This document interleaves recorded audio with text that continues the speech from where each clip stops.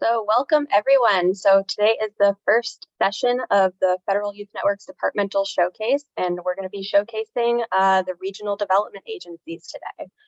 Before I get started, I just want to acknowledge that I'm joining you today from Halifax, Jabuktuk, in beautiful Nova Scotia, Unama'ki, and the ancestral and unceded territory of the Mi'kmaq people. We're all gathered virtually today from across Canada, so I encourage everyone to acknowledge the land that they're on as well. So, as I mentioned, we're learning about the RDAs, but before I dive in, I'm just going to introduce myself. So, hello, my name is Allison Lever, and I'll be your moderator today. I started my career at ACOA as a junior policy analyst during my co-op work term during my Master's of Public Administration degree. When I graduated in winter 2022, I moved into my current role as an Assistant Economic Development Officer working in enterprise development at the Halifax, Nova Scotia office.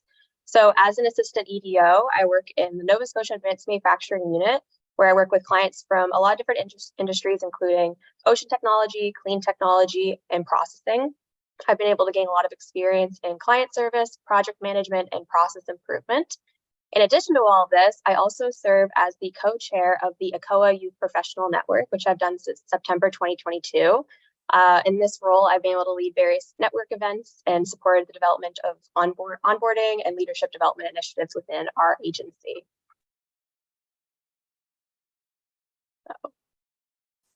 So just a quick agenda for the day. So we're going to do introductions and welcome.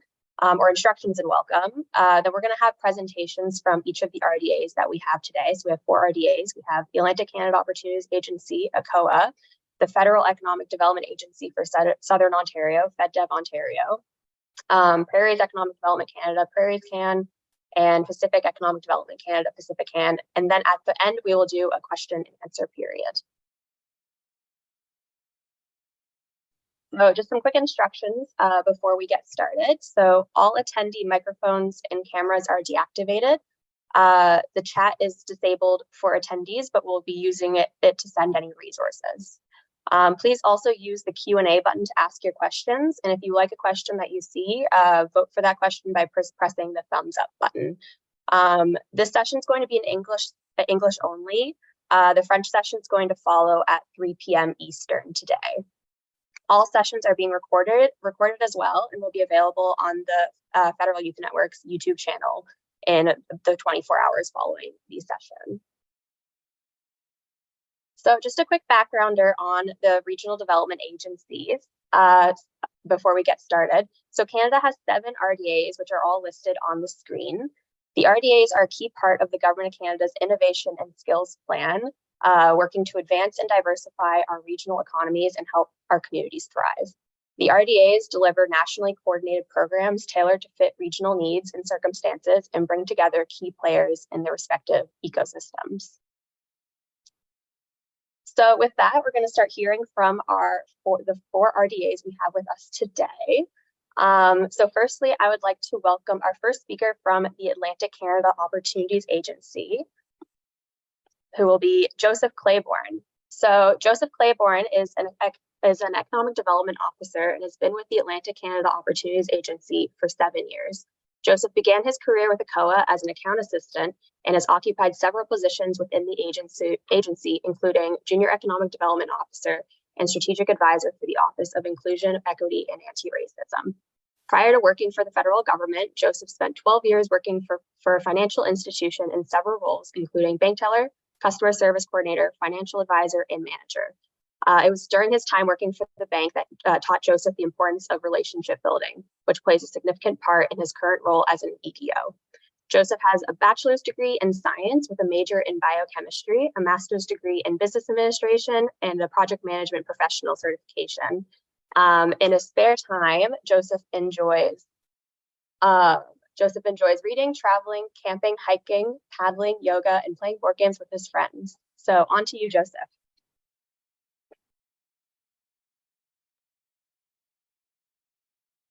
Thank you very much for that introduction, Allison. As Allison mentioned, my name is Joseph Claiborne, and I'm an Economic Development Officer with ACOA. Before I get started, I would like to acknowledge that I am also coming to you from the traditional unceded territory of the Mi'kmaq people. So today what we're going to do is we're going to go over ACOA. I'm going to discuss who we are. I'm going to discuss what guides our work. Then I'm going to talk about some of the clients that we help. And then I'm going to finish off with what it's like working at ACOA. So ACOA, the Minister of ACOA is the Honorable Goody Hutchings. She is also the Minister for Rural Economic Development. Daryl Nolan is our current acting president, and Laura Lee Langley is our newly appointed president, and she'll be joining our team in July. Our head office is located in Moncton, New Brunswick, and we have several satellite offices spread throughout the 4 Atlantic provinces. And we also have an office in Ottawa so that we can keep a pulse on what's going on in the National Capital Region.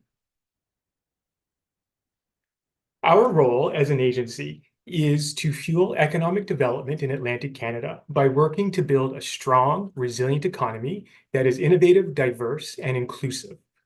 We work with businesses, organizations, and communities to strengthen the Atlantic economy through economic development by, by helping businesses to get started, modernize, and grow. Through community development by working to improve community infrastructure, and by policy advocacy and coordination, by representing the region's interests at the national level. So what guides ACOA?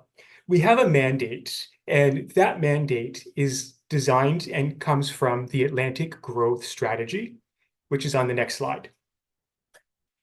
The Atlantic Growth Strategy is a collaborative initiative between the Government of Canada and the 4 Atlantic provincial governments and was established in 2016. Its goal is to take a coordinated approach to accelerate economic growth in Atlantic Canada by focusing on leveraging population growth, spurring increased productivity and competitiveness, and supporting the transition to a green economy. Now we're going to talk a little bit about ACOA's priorities. Perfect. So our priorities are referred to as must-win battles because they are critical to our region's competitiveness and prosperity in a rapidly changing world. Our must-win battles are decarbonizing the Atlantic Canadian grid, supporting strategic economic infrastructure development, developing and attracting the workforce of the future, and increasing productivity and digitalization. And you'll note there's a lot of similarities between our priorities and our mandate. So the best way to understand what ACOA does is to learn about our clients and how we work to support them. Next slide, please. So what I'm going to do is I'm going to quickly run through 2 examples of clients, one commercial and one non-commercial, and talk about what they do and how we help them and how they support, how we support their growth. Next slide, please. The first client that I'm going to talk about is Graphite Innovation and Technologies, GIT, which is located in Dartmouth, Nova Scotia, and has developed a sustainable graphene-based marine coating technology for ships' vessels, or hulls, sorry. Their product's key benefits are that it allows ships to have less friction in the water, thus decreasing drag and subsequently reducing the fuel consumption and greenhouse gas emissions. GIT's coatings do not contain biocides in silicon oils and therefore do not leach toxins and microplastics into the ocean, which is very much unlike a lot of the competitors on the market right now. Next slide, please. We have had the opportunity to support GIT in a number of ways, including providing salary support for specialized expertise, support in market expansion so that they were able to enter the European and Asian markets, as well as support for the construction of a 17,000 square foot carbon neutral manufacturing facility in Nova Scotia. This graphic shows all of the vessels that are currently using GIT's technology, and we do expect this to grow quite drastically as governments start to focus more and more on decarbonization of shipping. Now we're going to talk a little bit about Charlottetown Harbor Authority Incorporated, or CHAI. Established in 2005, CHAI is a nonprofit organization responsible for the operation and business management of Charlottetown Port. CHAI plays a crucial role in facilitating maritime and waterfront activities in the region. Since 2005, ACOA has supported CHAI in undertaking a number of infrastructure and equipment projects, developing strategic planning for the CHAI, as well as COVID-19 recovery efforts. Now, when we talk about tourism and the impact that this sort of company plays in Atlantic Canada, it's huge. There are over 9,600 businesses currently operating in Atlantic Canada who employ 57,000 people in the tourism sector. And this equates to almost $5 billion annually for Atlantic Canada's GDP. Okay, so while delivering programs is our bread and butter at ACOA, we have staff working in a wide range of positions across the agency. This includes HR, policy, IT and systems development, communications, finance administration, and a lot more. So there is a lot of opportunity at our agency to find your niche. As Allison mentioned in my introduction, in my bio, I have held 4 positions already in just a span of a little over 7 years. Now, most of my colleagues live and work within Atlantic Canada, and this allows them to see firsthand the impacts that the work we do has on our community. So I encourage everyone to go and use the QR code to be able to read some of the bios from my colleagues. Lastly, I couldn't possibly finish this presentation without talking about something that's extremely important for ACOA, and that is diversity and inclusion. The agency has set up a number of committees, employee-led groups for equity-deserving communities to ensure that everyone feels like they belong within our agency, and has set up an action plan to ensure that we are always changing and moving forward on the front of diversity and inclusion. And I think that is incredibly important as we move forward and grow as an agency to ensure that we are ready to support folks coming into our agency and that we can better be prepared to support the clients who are ever changing. Thank you very much for the time to chat about ACOA. Thank you, Joseph. So next, I would like to welcome our speakers from the Federal Economic Development Agency for Southern Ontario, FedDev. First, we have Todd Stewart. So Todd Stewart has been Director General, Partnerships and External Relations at the Federal Economic Development Agency for Southern Ontario since 2023. He was previously Director of the Consular Program Management and Analytics Division at Global Affairs Canada from 2021 to 2023, and Director of Partnerships at FedDev Ontario from 2018 to 2021. Prior to this, Todd spent his career at Global Affairs Canada as a Foreign Services Officer, working abroad in London, Mexico City, and Lima, in addition to a variety of roles at GAC headquarters in Ottawa. We also have, speaking for FedDev, Michael Pizarchuk. He started as a student at FedDev Ontario in June 2016 and bridged into a student term contract after.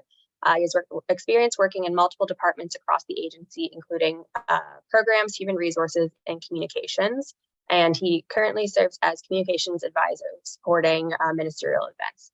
He also serves as regional ambassador in Waterloo, Ontario for the Young Professionals Network at FedDev Ontario. So on to you, Michael and Todd.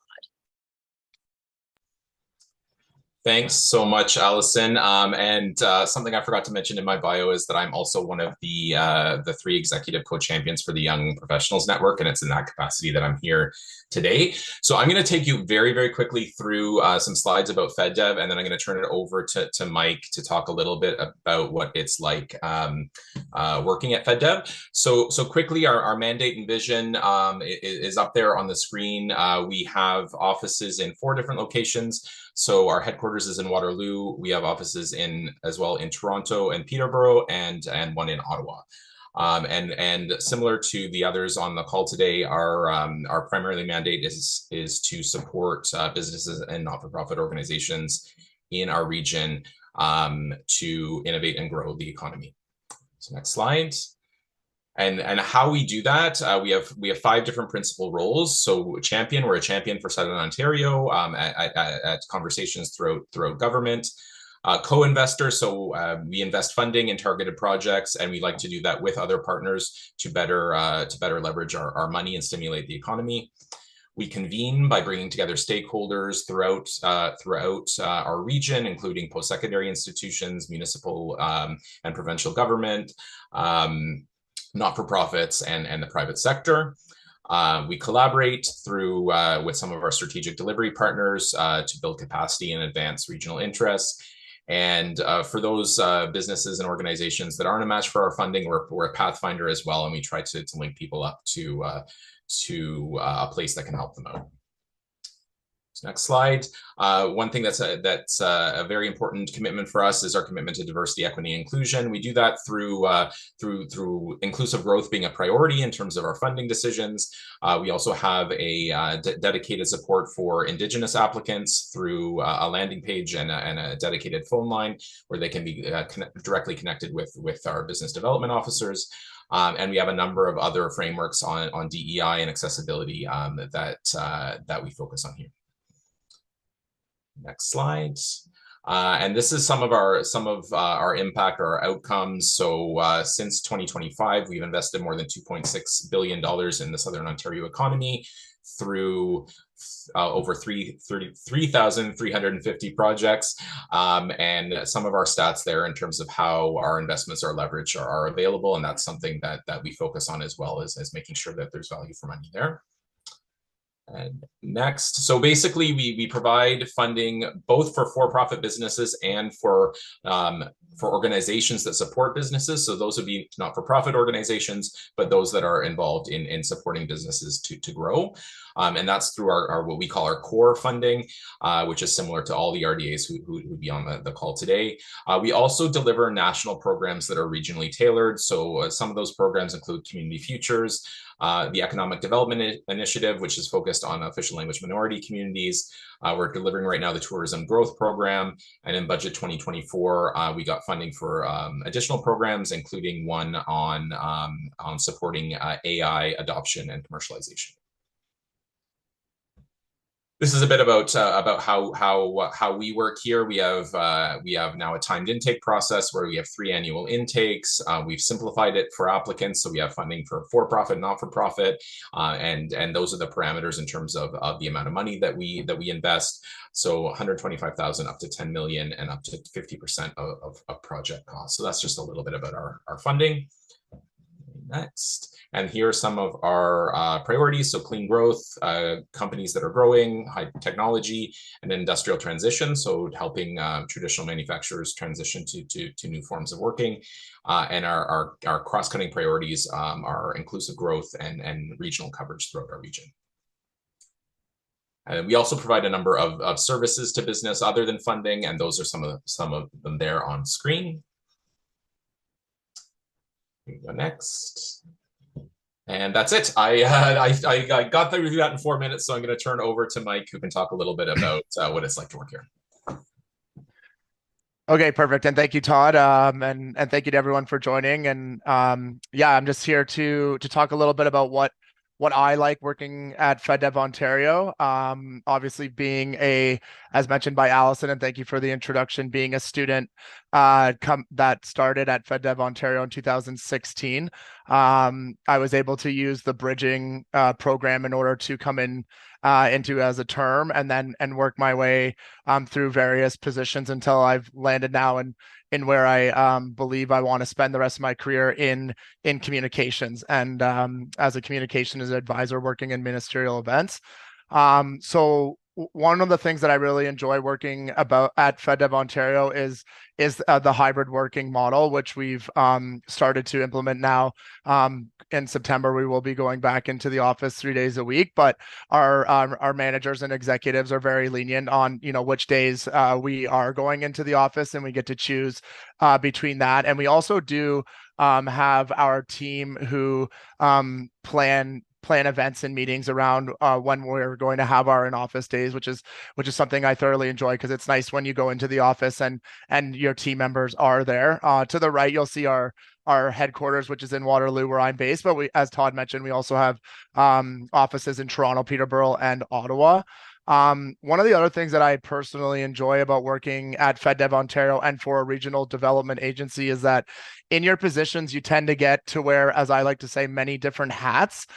So working in communications, I get to do not only just, the social media aspect of it, but we also get to write news releases. We also get to write the briefing notes. We get to attend the events. And typically this is something that people don't get in large organizations. They're more focused typically on one specific task or part of the process. So that's one of the things that I thoroughly enjoy. And also, a workplace that is very committed to the health and well-being of its staff is definitely FedDev Ontario. And as Todd mentioned, we are very have this very supportive management and executive team, and take highly into the diversity, equity, inclusion perspective. And we do have modernized offices and equipment, so desks that go up and down for ergonomics and that. So can I go to the next slide, please? Thanks.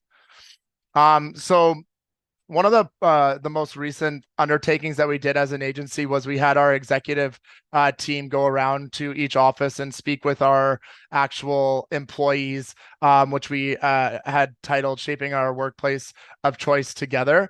So this was a way for executives and management to understand and get input from our employees on a ground level to understand what types of things can we change, or what types of things are going well in our workplace. And some of the on your right, you'll see the image of some of the words that came out. We did a word wall in terms of that. This was something that I had actually taken part in and was able to really become or have some say and out of that we've come up with some priorities that we are looking into changing in order to make the workplace better. So next slide, please. So we do have many different committees at FedDev Ontario. I personally, and I would say to anyone on the call who is a new employee or a student, is a recommendation to really try to get involved in some of the committees and campaigns that do happen within the agency. So one of the campaigns that I'm always involved in yearly is the Government of Canada Workplace Charitable Campaign, which is the GCWCC. As you'll see there in the corner, there's a photo of me getting dressed up and hosting an event, which was kind of fun. But also, in the last couple of years, we've been successful as an agency in winning national acclamations, including the 2021 National Chairs Cup Award and also the 2022. Well, sorry, back to back for the National Chairs Cup Award. And then most recently, I was awarded the 2023 National Youth Chairs Cup Award. So next slide, please. So these are some of the other committees that we do have within our agency. And Todd is, as Todd mentioned, he's one of the champions there. You'll see in the second as a part of the Young Professional Network. But we do also have committees that are formed for many different things. So we have, diversity, equity, inclusion, GCWCC, which I mentioned, National Public Service Week, which just happened. We had a lot of student and young professionals volunteer for that.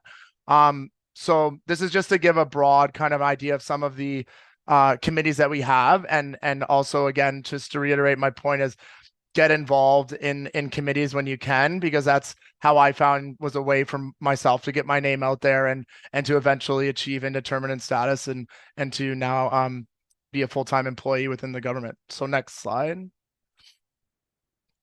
This is just another slide that I put together in terms of the social committee. So I am, an extroverted individual, and then these are the types of committees that I find and that are valuable for me. So I also joined the social committee, and we put on events, and we did support some events for the National Public Service Week.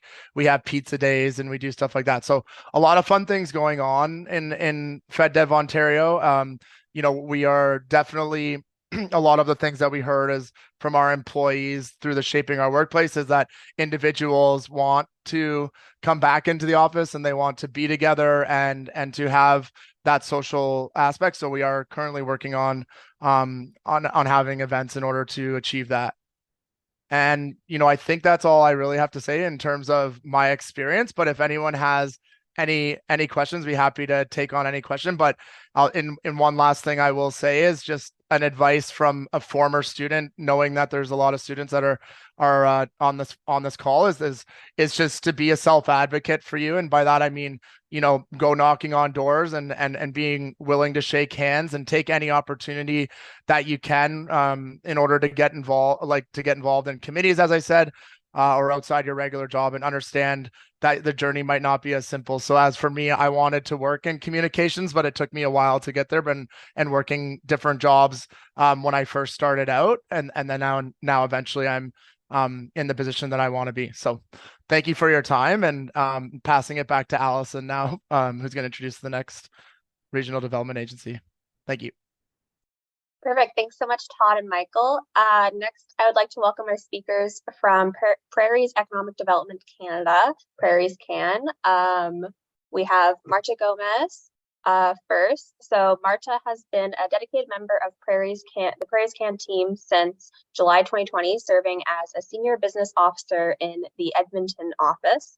Her role focuses on contributing to the growth and diversification of the economy through program and service delivery.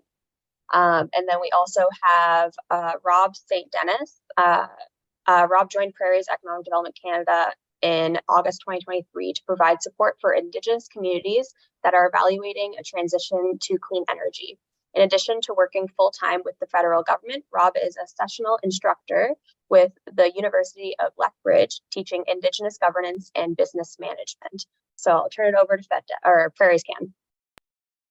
Thank you very much.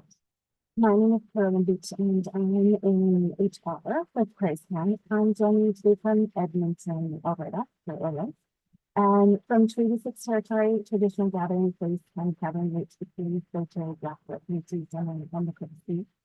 I'm not going to repeat the RDA mandate and the reason for being, because our colleagues have shared that so eloquently with you all today.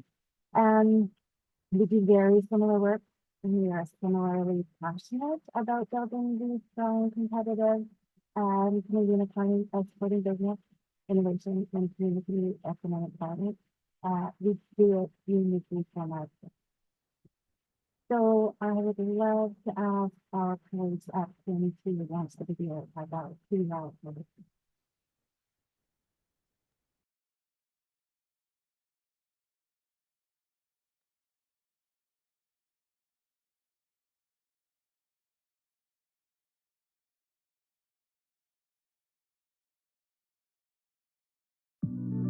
Imagine a career where your passion for progress shapes the future of the prairies. A career where your voice matters, where diversity and creativity are valued and celebrated, where your talents and dedication directly contribute to growing the prairie economy. At Prairies Can, we need people like you to help support businesses, communities, and economic development across the prairies. We're a top Government of Canada employer with a legacy built on our values of collaboration, career growth, and personal well-being, all guided by our supportive leadership. Joining Prairies Can gives you a front row seat to the impact of our work as we uplift communities and drive positive change. Your innovative spirit and diverse perspectives can directly contribute to a stronger, greener, more inclusive prairie economy. Start your purpose-driven career with Prairies Can.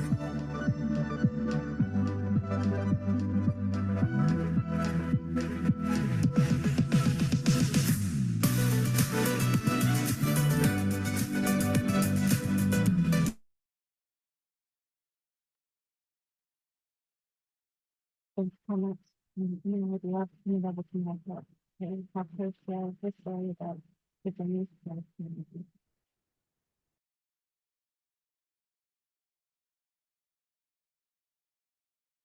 Perfect. Thank you so much.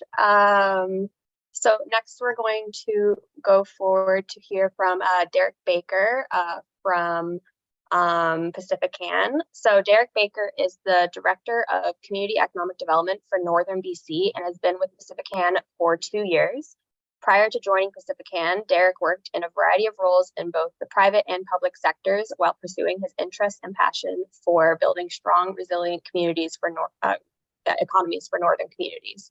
In his current role, Derek plays an active role in convening local communities, identifying regional priorities, and targeting investment opportunities that drive economic growth and inclusion within northern British Columbia.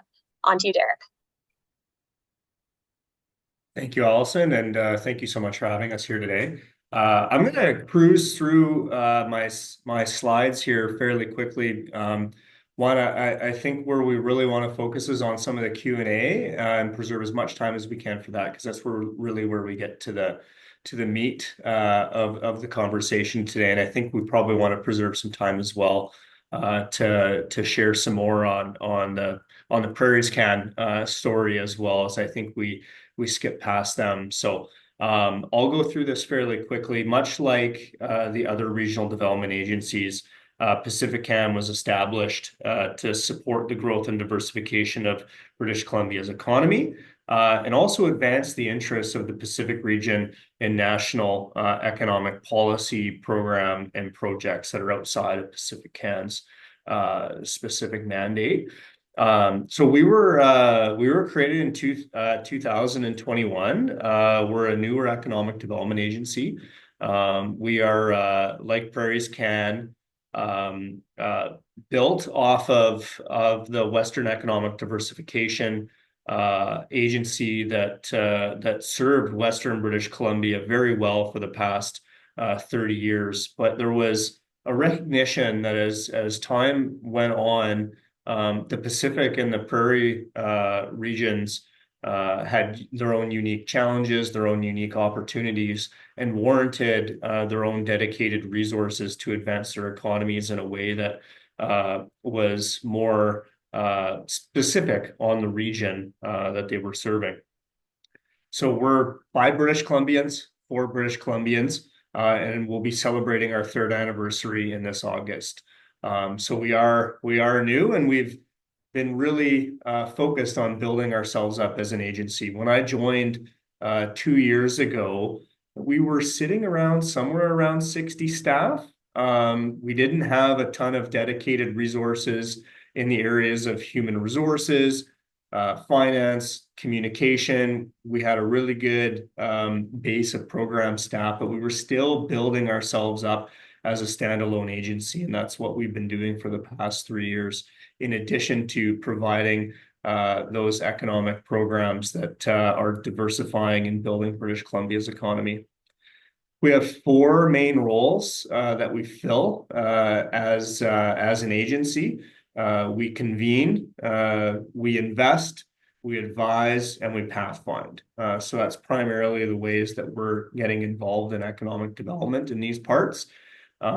Like other agencies, we're investing in business supports, in not-for-profits, and working with network partners as well that are involved in other aspects of the economy that we don't have direct support within. One of the other things that has kind of come up as a byproduct of being a regional development agency that's focused on British Columbia is we've got an ability, and we've used our focus on British Columbia Place to deliver national programs that speak to or unique to a particular challenge or an opportunity in British Columbia. So some of you may be aware that a number of years ago, a very tragic event happened in Lytton, British Columbia, where fire decimated the entire community. Pacifican is now delivering some federal programming on the rebuild of that community, and we're very happy to do that. And we've delivered, like other regional development agencies, the Tourism Growth Program, and we'll as well be delivering some housing and some AI funds as well. So in addition to developing a for British Columbia by British Columbia Regional Development Agency, we have decentralized our operation. Western Economic Diversification had one office in British Columbia, serving the entirety of British Columbia. And as Pacifican, we've now decentralized even further beyond that, where we have offices and points of service in Prince Rupert, in Prince George, Fort St. John, Campbell River, Victoria, Surrey, Vancouver, Kelowna, and Cranbrook. So we are really trying to embed ourselves in these core regions of British Columbia so that we can better serve British Columbians in those areas. As I said, we also work with network partners. So these are our Community Futures, the Women Enterprise Initiative, the Francophone Economic Development groups, as well as the Indigenous Business Development Services. These are really important partnerships for us. We recognize that as much as we want to be everywhere and do everything, it's not realistic for us. So we partner with these strategic organizations that are serving other parts of the economic development continuum that we're not directly supporting, and we support these agencies that are doing that good work. I want to spend a little bit of time talking about culture because this kind of speaks to what it's like to work here. So if you could go to the next slide, thank you. We had a really unique opportunity as a brand new agency to really be purposeful and have intention around building a workplace culture. And I really have to give a ton of credit to our senior executive leadership about wanting to focus on building a culture early and putting a lot of time, a lot of resources, and a lot of thought into the kind of culture that we want to have here at Pacifican. And what I think was one of the, the best decisions that we made as an agency was to take a bottom-up approach. Really work with everyone across the organization, regardless of what level that they are in or how long they've been in the agency. Really cast a wide net and ask people what it is, what kind of culture do they feel Pacifican has, and what should we aspire to be? And we've developed a culture canvas that we've really integrated into our day-to-day business. In fact, we're all encouraged. I have it sitting on my desk. We've got our canvas here. It's a little blurred out. But everyone's, encouraged to reflect on our canvas and ensure that we're living and breathing the culture that our agency has set out to have. And it really circles around three key areas that we inspire to have every day in our work. It's approaching the work with kindness. We want to focus on excellence. And we also want to approach everything with curiosity. And I think that, we live and breathe those three key culture pillars every day. So I wanted to focus on that a little bit and turn it back over to Allison to carry us home back to Prairies Can, and I welcome an opportunity to spend some time on Q&A in a little bit. Thank you so much, Derek. Yeah, so we're actually going to go right into the Q&A now, which I'm going to direct toward the first question towards my colleagues at Prairies Can. So first question is, what drew you to this department and what keeps you there?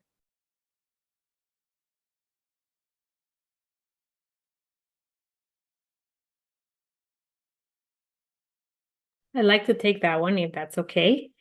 Hello, everyone. I'm Marta Gomez with Prairies Can, and my office is in Edmonton, Treaty 6. And I have the fortune and the real privilege of working very closely with small, medium-sized enterprises, the 4 levels of government, other federal government departments, the province, nations, and municipalities to really advance the livelihoods of the people in community. So what drew me to this department was that opportunity to have very meaningful impact at the very local level, at the community economic development level. And that is what keeps me here. Because after a long day of reviewing contracts, having meetings with a proponent, being able to facilitate funding, to advocate for a project, and seeing it all the way through to disbursement, that day-to-day work may not be as exciting when you're right in the thick of it, but when you see it manifest itself into someone having a job or into better and improved services and products that create well-being, you realize that you are in the right role. So I really do feel quite fortunate to be a senior business officer at Prairies Can, because I get to turn the office work into real economic impact for our community. The other day I was at this conference. It was the Tourism Industry Association of Alberta conference. And this person, unknown to me, walks up to me and says, Marta, you're from Prairies Can. I want to thank you. And I said, well, nice to meet you. I don't know who you are.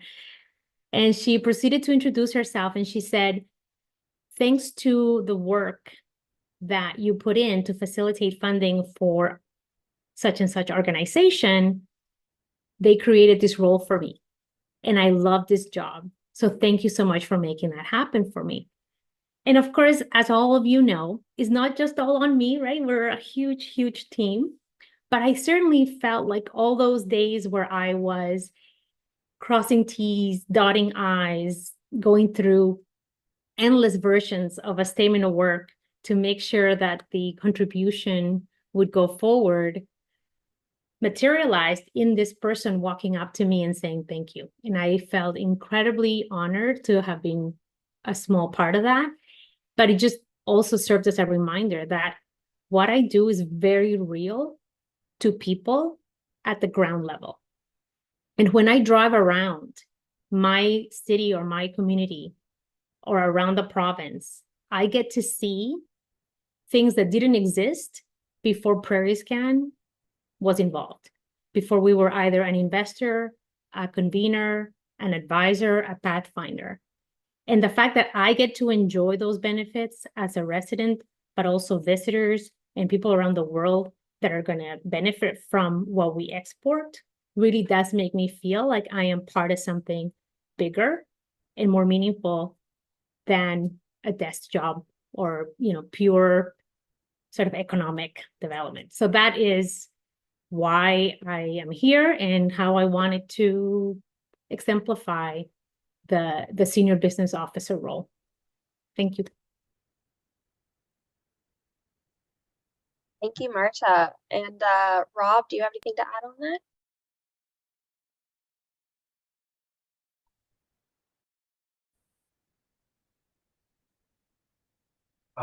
Maybe before trying to answer that, I'll introduce myself properly. Buki Ambawastich Tanatada Tansei.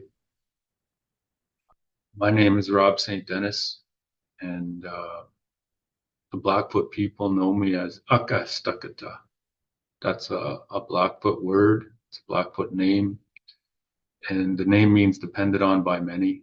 That name was given to me by Francis First, Charger from the Blood Tribe. I'm a band member of Beardy's Nokomasis in Treaty 6 territory, but I live and work in Treaty 7 territory, and I've been here for about 25 years. And I guess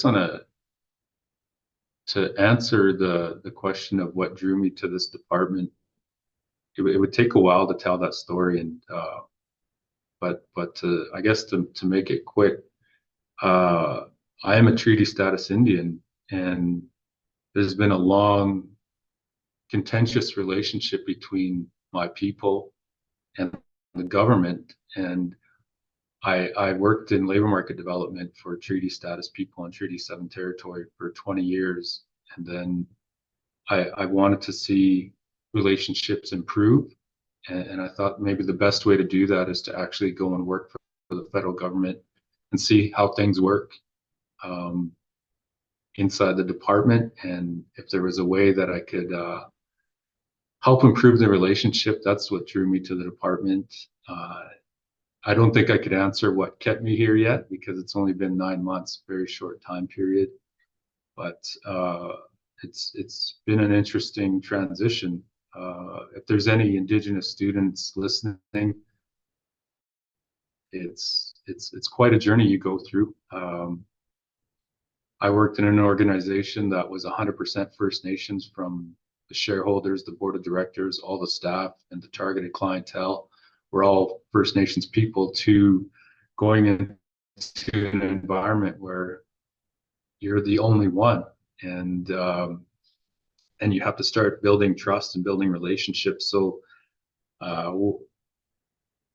what's keeping me here so far is probably that sense of responsibility and duty back to First Nations people, Métis people, Inuit people, to see the relationship improve, and to be a part of it, and to make sure that our voices are heard and heard properly.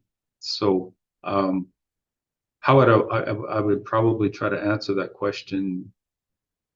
You know, I think it would be important to try to answer it to two different people, and that would be to the non-Indigenous students on the call. And if you're working for the public sector, and you kind of get into the area of Indigenous relations, there's gonna be some differences, and I think it's gonna be really important to just slow down and take your time and do things in a really sincere and genuine manner with Indigenous people. And that can be tough, because the federal government is so busy, and all the departments are so busy, everything's going 100 miles an hour, and then all of a sudden you got to meet with Indigenous people, and the normal process is you know, a little slower, and to take your times and really establish the relationship before a transactional business process is going to be really key to success. And taking the time to listen and make sure that things are done properly and in the best interest of the nation will be really key. Because if it doesn't happen that way, issues could come up later that you never seen or never thought of. And an example of that would be, I've seen projects that you know, groundbreaking projects, a major economic development project, move quickly, and parts that were missing around a traditional knowledge and land use study weren't completed, and next thing there was a medicine site that was destroyed. Certain plants were there that were used for medicines, and that site was ruined. So that's a really quick example of why it's important to take your time when you're working with Indigenous people, because if something unravels later, the cost is going to be so much more higher than if you were to slow down and take your time.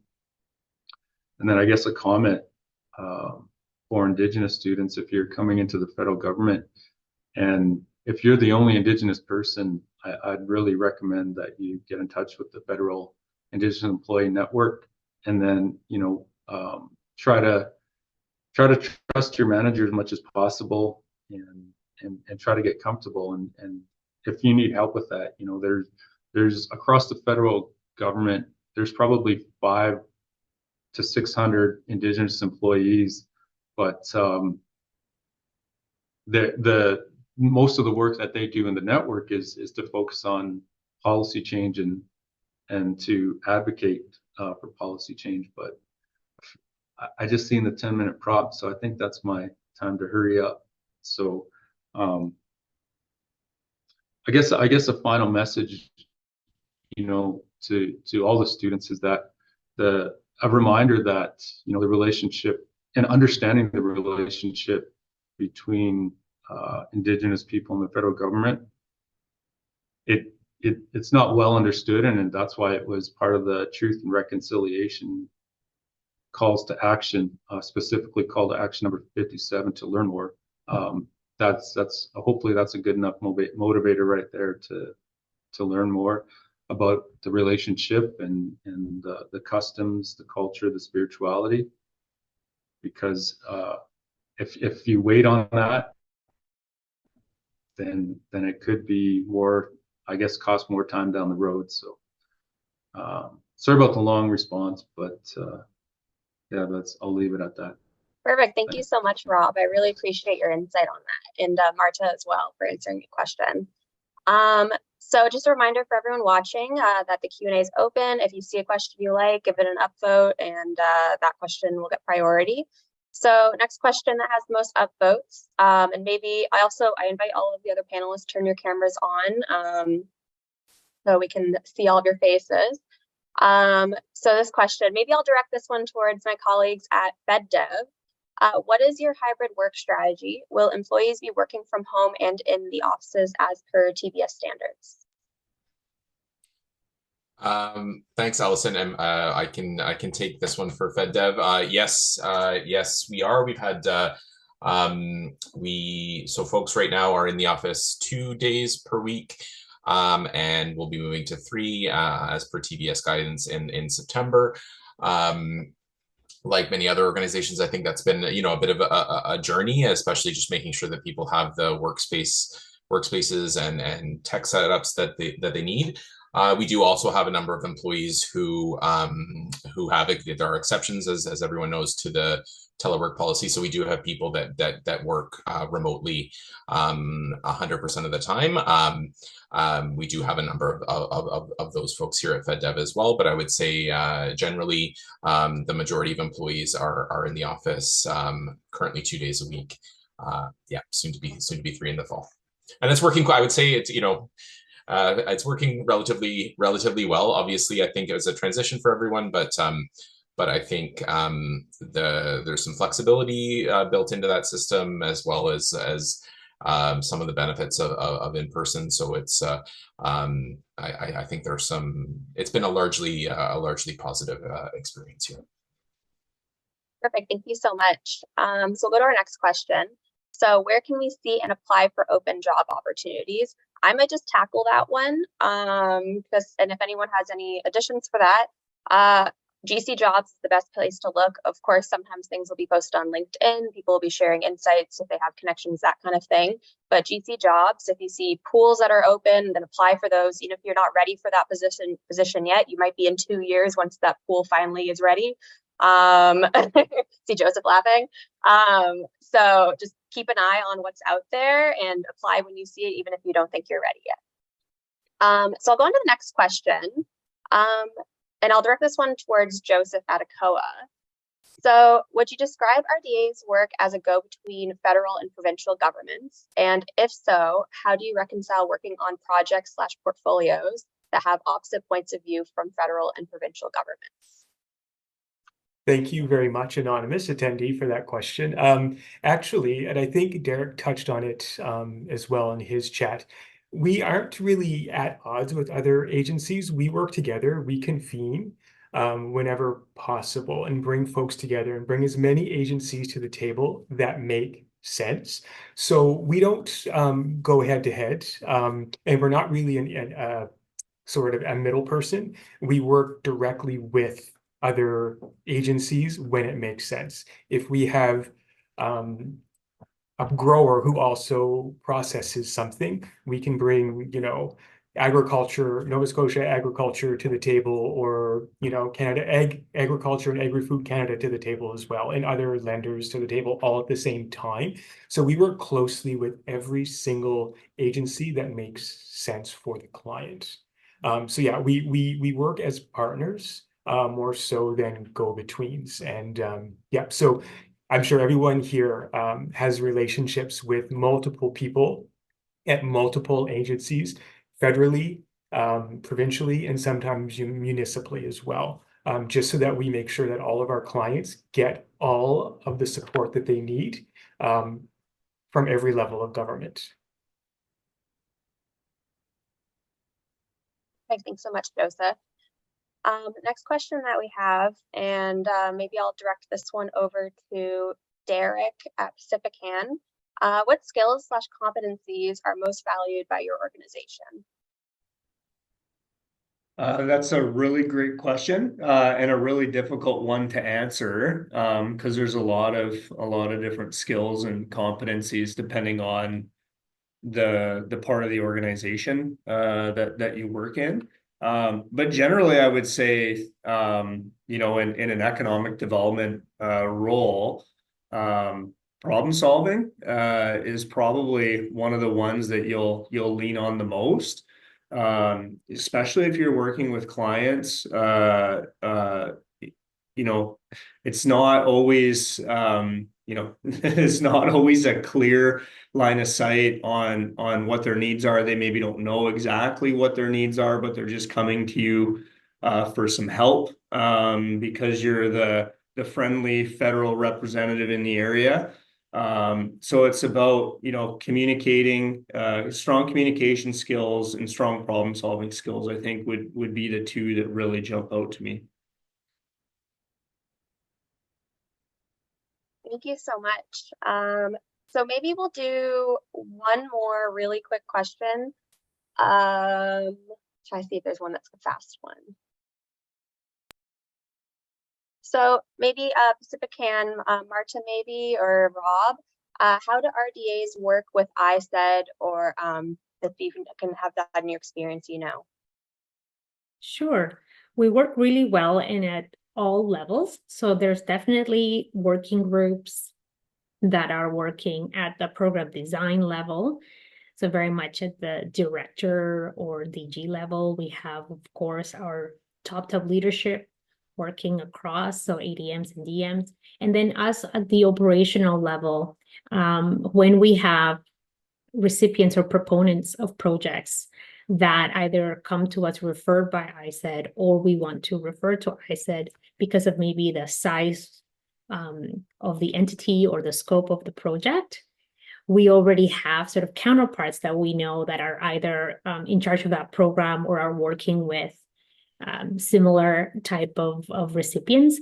And then we either do an ad hoc sort of working group or use the previously established working groups to collaborate. And it's sort of a very collegial conversation. We feel very comfortable just sort of touching base and saying, hey, have you heard about this? Is there a place for you? And we send each other leads back and forth. So it's a very productive and also very friendly, very cool collaboration. Perfect. Thank you so much. So that's all the time that we have for today. Thank you to our panelists. Thank you for everyone who's in attendance today. We really appreciate it. Just a reminder, there'll be a networking session happening this afternoon. If you have more questions that went unanswered, feel free to go to the Federal Youth Network kiosk and you could have your questions answered there. And be sure to sign up for any future Federal Youth Network events happening. There's department or in-person learning days that will be happening throughout the fall and summer. Thank you so much, everybody. Thank you, Allison. Thank you, everybody.